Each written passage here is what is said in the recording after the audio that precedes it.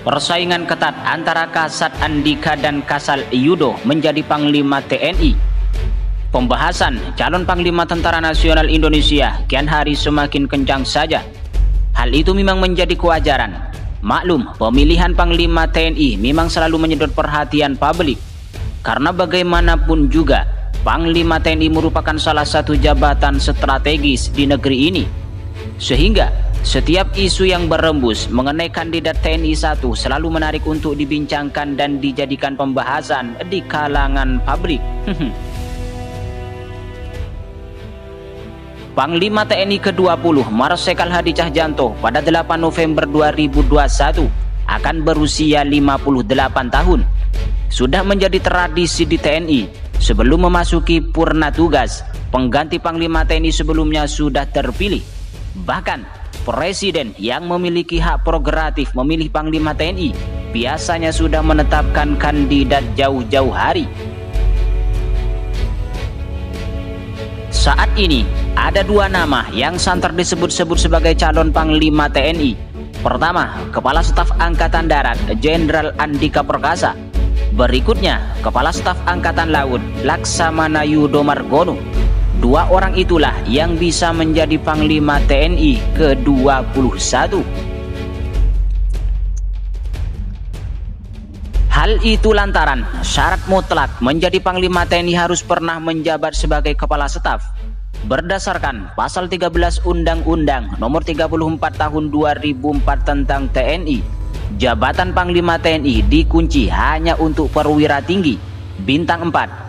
Karena sekarang Marsikal Hadi Cahyanto berasal dari mitra udara, maka tipis sekali peluang Kepala Staf Angkatan Udara Marsikal Fajar Prasetyo terpilih menjadi Panglima TNI. Karena itu, kandidat mengerucut kepada Andika dan Yudo. Andika merupakan abiturian Akademi Militer 1987. Dan Yudo adalah alumnus Akademi Angkatan Laut tahun 1998. Andika lebih senior dibandingkan Yudo. Pun masa dinas Andika akan berakhir pada tanggal 21 Desember 2022. Berbeda dengan Yudo yang masih memiliki masa pengabdian di militer selama 3 tahun lebih. Disinilah pangkal masalahnya. Jika merespon perbincangan publik dan analisis berbagai pengamat, Andika jelas diunggulkan untuk menjadi pengganti Hadi. Apalagi ia memiliki keunggulan politis maupun rekam jejak di militer. Andika merupakan menantu ex Kepala Badan Intelijen Negara AM Hendro Priyono yang merupakan jenderal pendukung Presiden Jokowi di pemilihan presiden tahun 2014. Setelah Jokowi terpilih menjadi RI 1, karir Andika langsung moncer. Dia yang saat itu menjabat Kepala Dinas Penerangan Angkatan Darat, mendapat promosi menjadi Komandan Pasukan Pengamanan Presiden atau Danpas Pampres. Dia menjadi pengawal di setiap langkah Jokowi. Waktu berlalu, karir Andika semakin cemerlang hingga dilantik Presiden Jokowi menjadi Kasat di Istana Merdeka pada tanggal 22 November tahun 2018. Berarti tinggal satu langkah lagi bagi Andika Perkasa untuk mencapai pucuk tertinggi karir militer yang diidam-idamkan semua prajurit TNI. Hanya saja disinilah masalahnya. Jika Jokowi membiarkan Hadi pensiun secara normal, maka secara metamesis usia pensiun Andika hanya tersisa 1 tahun. Selama ini belum pernah ada sejarahnya kandidat Panglima TNI dipilih yang masa pengabdiannya terbilang sebentar. Waktu sekitar 12 bulan lebih memang terasa cukup singkat. Bisa-bisa program yang dicanangkan Andika belum sempat berjalan, ia sudah pensiun.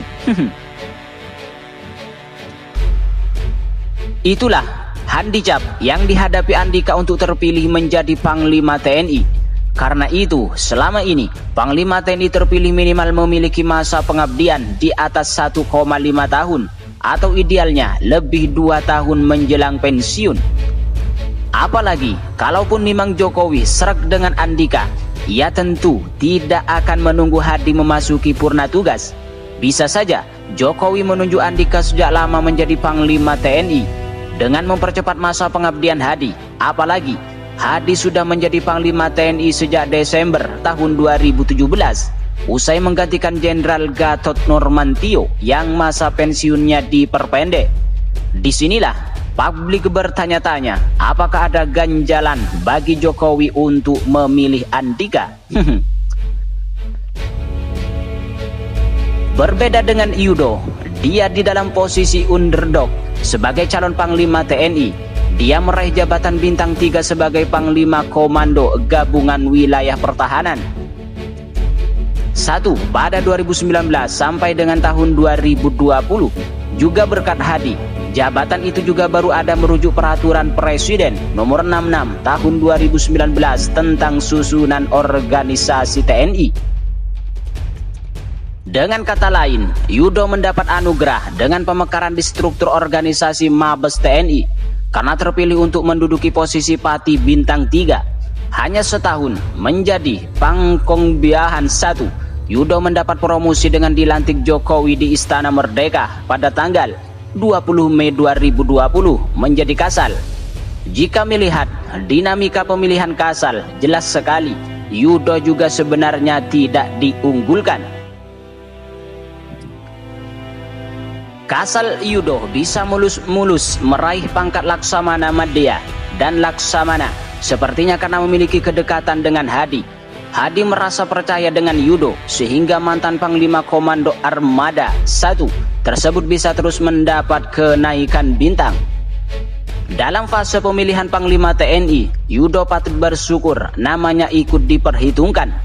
Yang jarang diperhatikan beberapa pihak, faktor Hadi sangat menentukan dalam perjalanan karir Yudo. Apalagi Jokowi juga sangat percaya dengan Hadi jika berurusan dengan TNI. Maklum, ketika Jokowi menjadi wali kota Solo, Hadi adalah Komandan Lanut Adi Sumarmo. Disinilah faktor keunggulan Yudo dibandingkan Andika. Yudo bakal di backup penuh Hadi yang menjadi orang kepercayaan Jokowi. Adapun Andika selama ini jarang hadir jika ada kegiatan di Mabes TNI. Andika lebih memilih mengutus wakil kasat, misalnya jika ada acara yang dihadiri Hadi. Dengan peta kekuatan seperti itu, siapakah Panglima TNI terpilih pengganti Hadi?